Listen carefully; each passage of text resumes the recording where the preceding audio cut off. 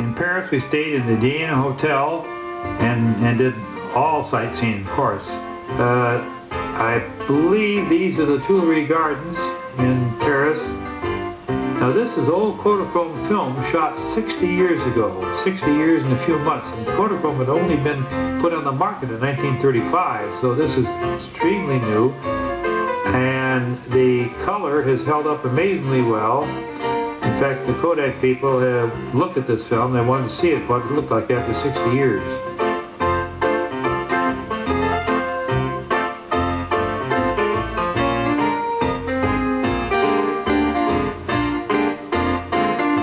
We had some wonderful tours. We went up on top of the hill, which is quite high, and you'll see a shot here looking from this. You could look out over the city. Most of Paris is, you know, 4 or 5 story buildings, and of course the famous Eiffel Tower in the background there.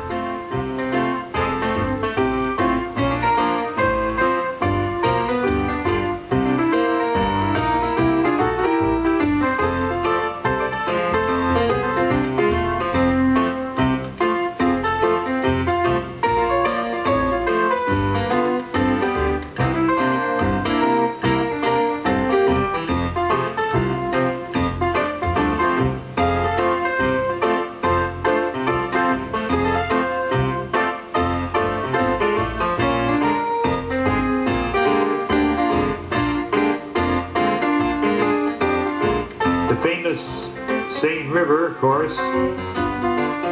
We met a lot of people. Being in Scout uniforms, that's all we had, our uniforms, and people would identify us as being some kind of a Scout. This picture might have been taken from the Notre Dame Cathedral.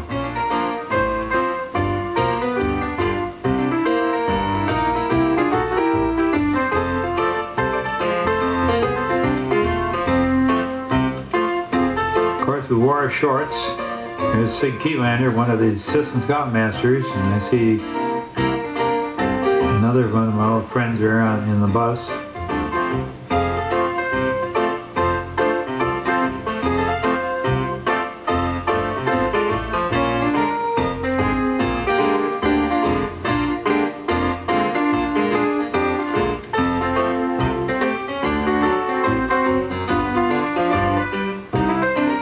Here we are meeting some young Frenchmen on the street who were very interested in talking to us and trying out their English and exchanging addresses.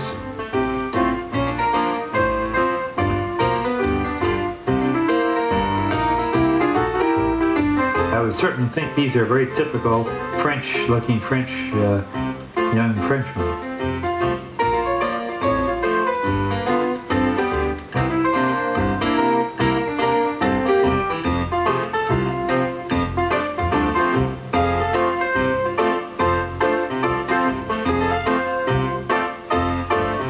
Claire Seda there from St. Paul, one of my good friends. Terry Richards, the one with the tam on.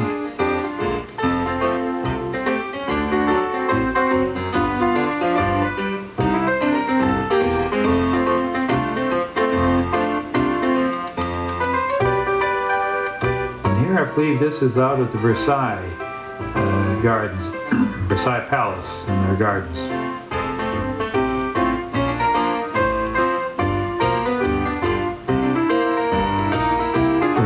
Have some magnificent gardens.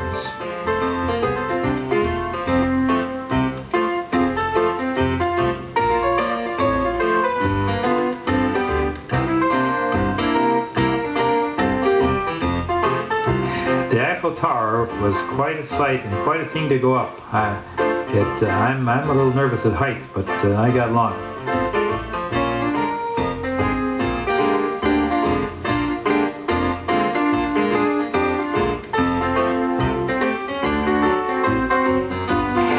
A few blocks from our hotel was the World's Fair then, and that was the entrance to it. We got into it several times, talked our way in free. Sometimes we thought we were pretty good talking our way through the gates.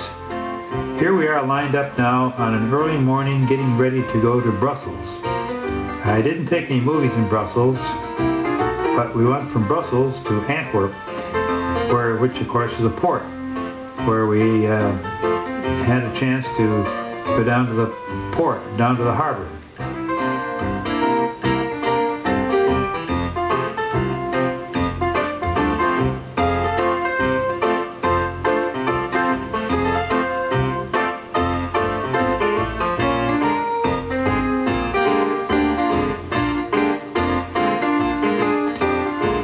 We enjoyed riding on the European trains, which are so different from those of the United States.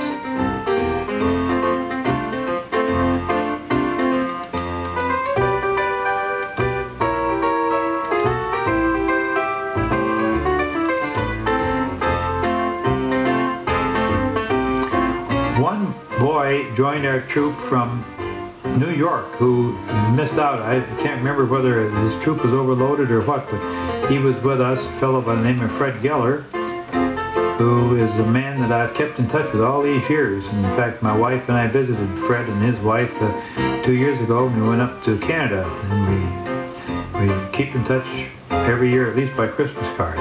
And Fred and I went down to the port and love the sea, and we saw these men painting the ship with these long poles, and there's Fred talking to some of the officers of the ship who explained some of the work that was going on.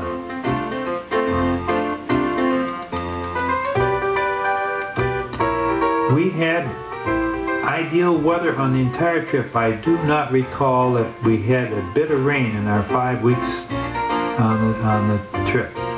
It was just magnificent.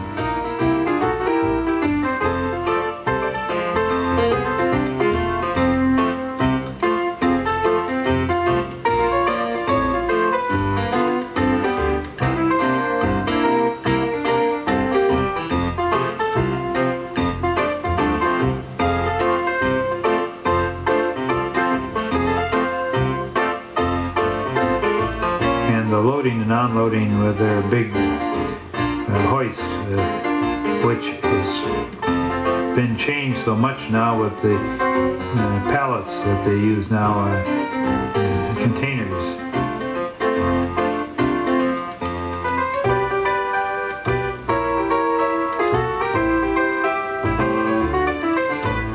As you can see, this ship was a coal-burning ship. This is back in 1937, 60 years ago.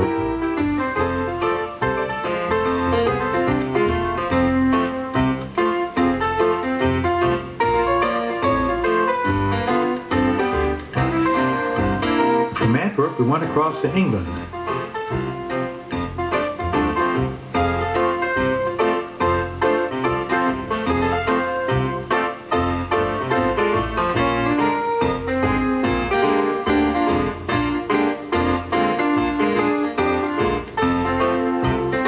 We saw some fabulous places.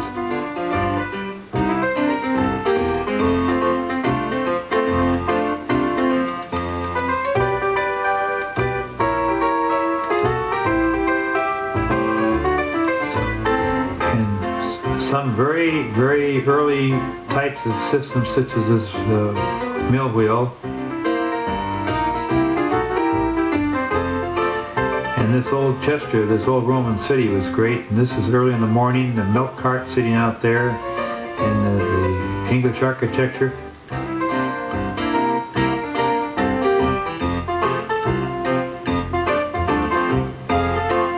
And wait till you see the cars here in a minute.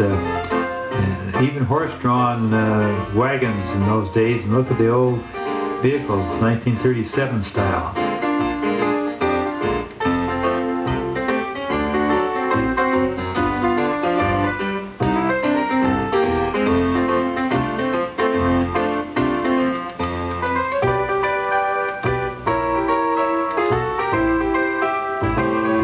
One of the things we had to learn was that the cars drove on the left side of the street, and when you step off a curb, you have a tendency to look the right direction, the proper direction, but over there it was different.